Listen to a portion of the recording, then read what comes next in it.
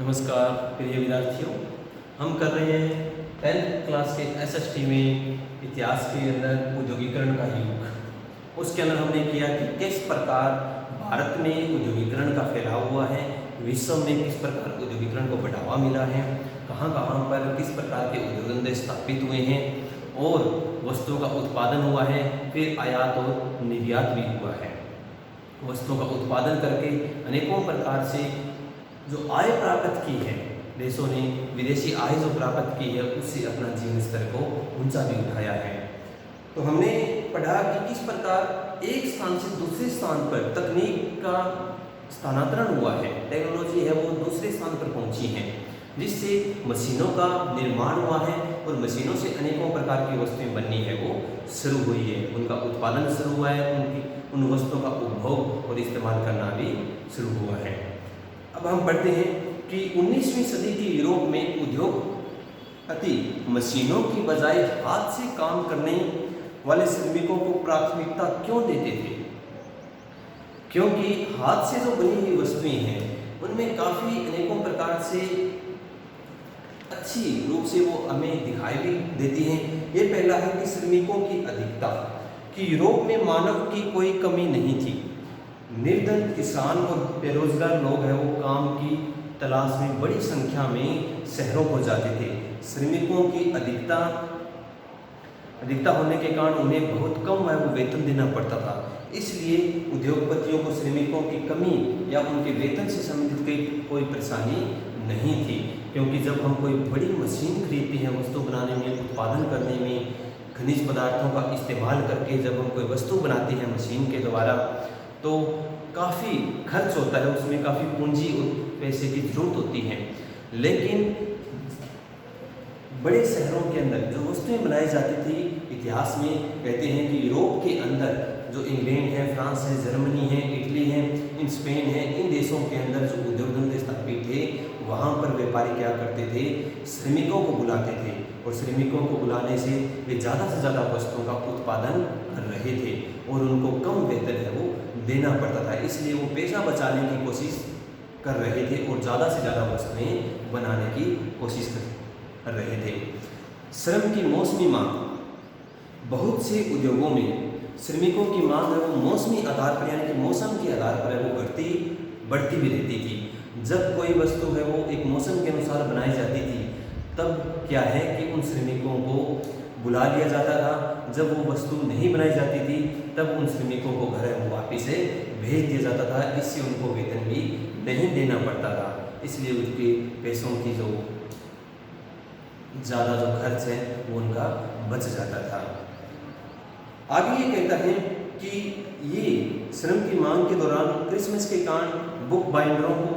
Binder करते थे, प्रिंटरों को दिसंबर से पहले अधिक मजदूरों की आवश्यकता होती थी,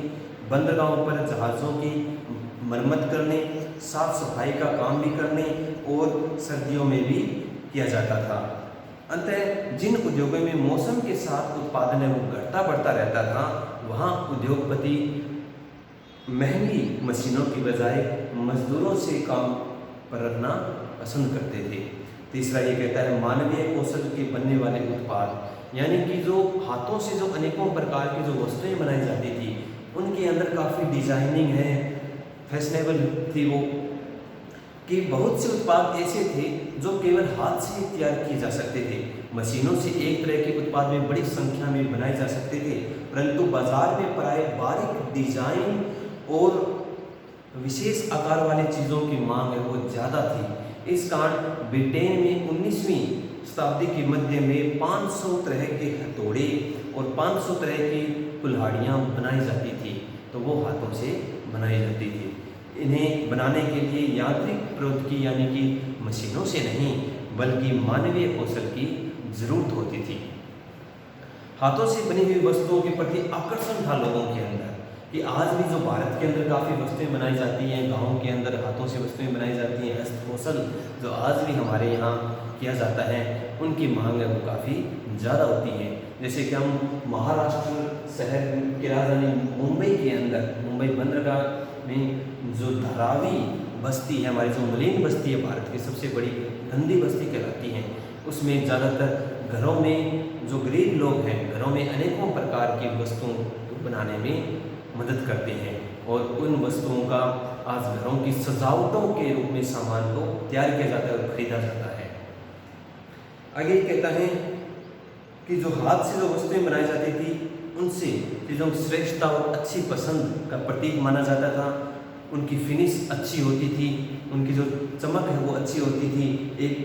क्योंकि ये एक एक करके है वो बनाई जाती थी। जब हम मशीन से कोई वस्तु बनाते हैं तो मशीन से एक साथ है वो हम बहुत ज़्यादा वस्तुएं हैं वो बना सकते हैं, लेकिन हाथ से हम सिर्फ एक ही वस्तु एक बार बनाते हैं। उनका डिज़ाइन भी अच्छा होता था। अतः मशीनों से बने उत्पादों को प्राय उपनिवेशों यानी कि जो अंग्रेज़ों ने अपने उपनिवेश स्थापित किए थे, अपने जो दूसरे देशों के अंदर जो बस्तियां स्थापित की थी, जो धीरे धीरे सरकार प्रशासन चलाने का काम कर रहे थे, अपने उस देश के ऊपर अधिकार जमाने की कोशिश कर रहे थे, जो उपनिवेश उन्होंने स्थापित कर लिए थे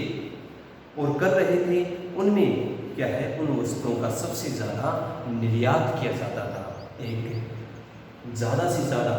महंगी वस्तुओं के रूप में इस्तेमाल किया जाता था। मशीनों की समस्याएं उस समय क्या है कि इतनी तकनीक नहीं थी यूरोप के अंदर। यूरोप है या फिर दूसरे देश हैं या हम भारत देश की अगर बात करते हैं तो उस समय बड़ी टेक्नोलॉजी और बड़ी मशीनें नहीं थी, जिसके कारण हम ज़्यादा से वस्तुओं का उत्पादन कर सकें और अच्छी वस्तुएं वो बना सकें। या फिर क्या है उनके अंदर जो समस्याएं आ रही थी उन समस्याओं को दूर करने से संबंधित हमारे सामने कोई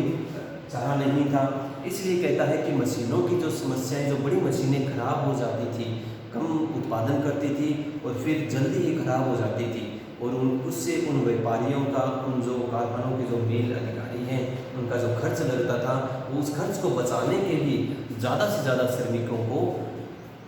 पसंद करते थे और उनकी वस्तुएं बनाने में कोशिश कर रहे थे।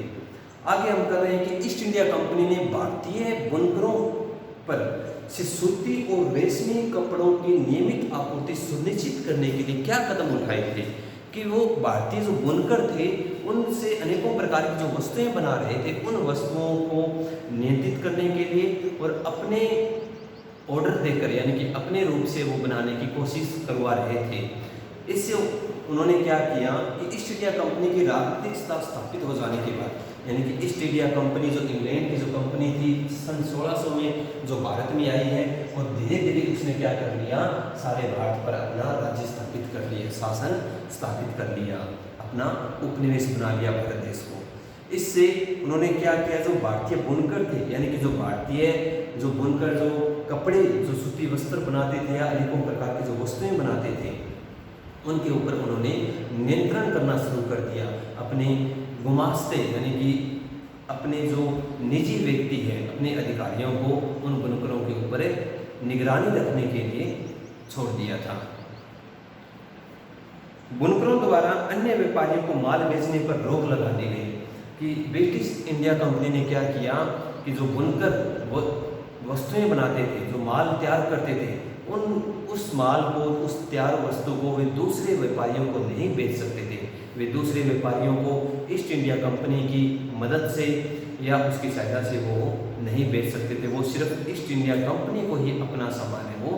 बेच सकते थे। बुनकरों से कठोर व्यवहार किया जाना शुरू कर दिया कि गुमास्ते बुनकरों से अपमानजनक व्यवहार करते थे।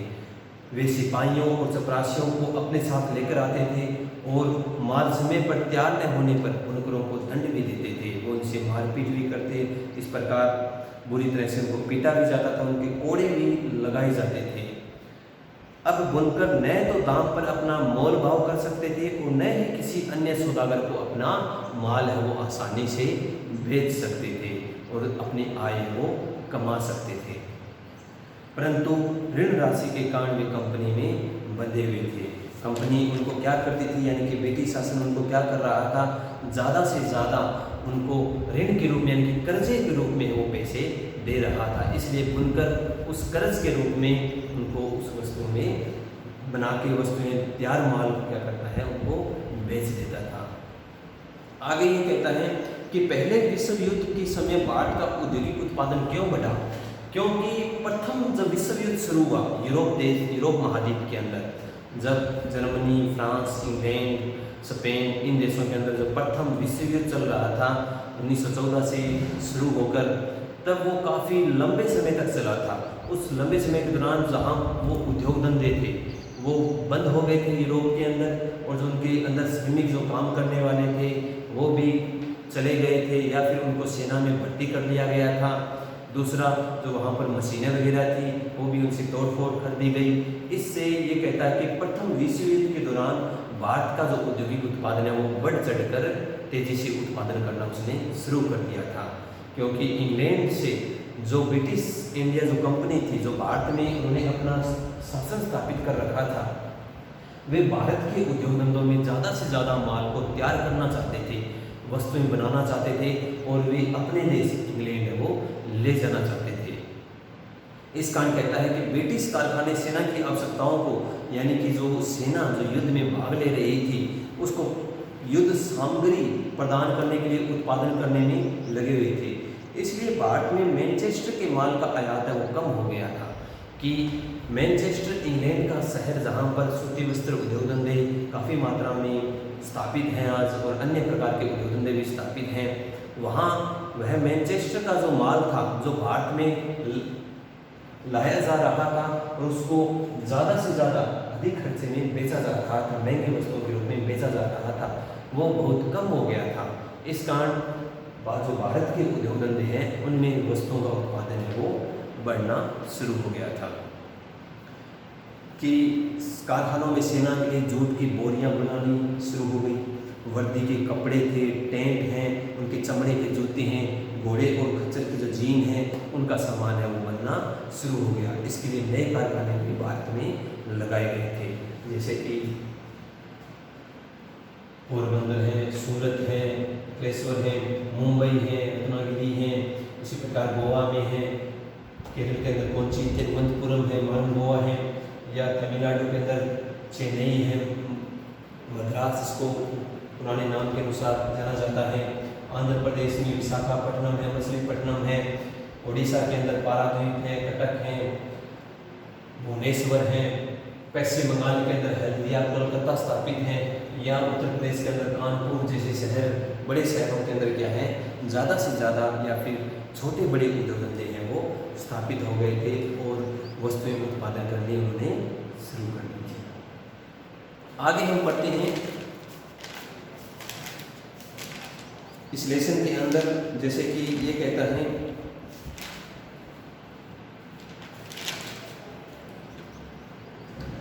कि किन्हीं 3 कारणों की व्याख्या कीजिए जो 19वीं शताब्दी के कारखानों में प्रौद्योगिकी परिवर्तनों में धीमी गति के कारण क्या थी। वही कारण है कि श्रमिकों की अधिकता थी, कि 19वीं सदी में जो प्रौद्योगिकी यानी कि जो तकनीक है वो उद्योग धंधों में आखिर कम क्यों थी, क्योंकि श्रमिकों की अधिकता थी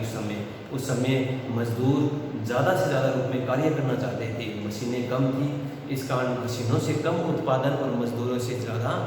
उपयोग है वो लिया जाता था और उनसे वस्तुएं वो बनाई जाती थी। हाथों से बनी हुई वस्तुओं के प्रति आकर्षण था, जो कालीन है, चटाई है, बोरियां हैं, जूते हैं, चमड़े के जूते हैं या बर्तन वगैरह हैं, वो ज़्यादा से ज़्यादा हाथों से बनाए जाते थे।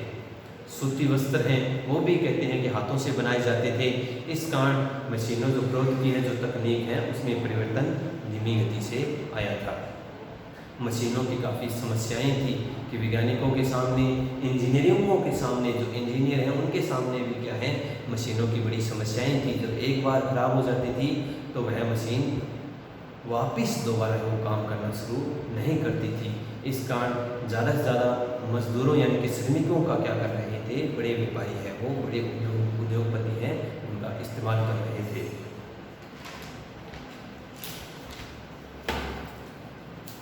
आगे अगर हम पढ़ेंगे कि 1960 के दशक में भारतीय बुनकरों के सामने क्या समस्याएं थी, इसका क्या परिणाम भी निकला था कि 1960 के दशक में बुनकरों की अच्छी कपास नहीं मिल पा रही थी। ये सबसे बड़ी समस्या थी, क्योंकि वो अच्छी वस्तुओं का, अच्छे जो सूती वस्त्र है उनका उत्पादन करना चाहते थे, लेकिन वो जो ब्रिटिश इंडिया जो कंपनी है, जो शासन स्थापित किया था भारत में, वो क्या करती है कि वो जो भारत में जो कपास का उत्पादन हो रहा था वो अपने देश इंग्लैंड के शहर मैनचेस्टर में ले जाने की कोशिश कर रही थी। अमेरिकी युद्ध आरंभ होने पर अमेरिका से कपास आनी है वो बंद हो गई थी, इसलिए ब्रिटेन भारत से कच्चा माल है वो मांगना शुरू कर दिया। ब्रिटेन, इंग्लैंड, स्कॉटलैंड, वेल्स और आयरलैंड इसमें शामिल होते हैं ब्रिटेन के अंदर, जिसको यूनाइटेड किंगडम कहा जाता है। वो भी क्या है कि ज़्यादा से ज़्यादा जो भारत में जो कच्चा माल जो उत्पादन हो रहा था, जो उसका निकल रहा था, वो अपने देश इंग्लैंड यानी कि ब्रिटेन में ले जाना चाहते थे। भारतीय कपास के निर्यात में वृद्धि, उसकी कीमत है वो आसमान छूने लगी थी। अंततः भारतीय बुनकरों को कच्चे माल के लाले पड़ गए थे, उन्हें कमी आ गई थी, उन्हें मनमानी कीमत पर कच्ची कपास वो खरीदनी पड़ती थी। थैंक्स, आज के लिए इतना ही। Thanks, have a nice day. Okay.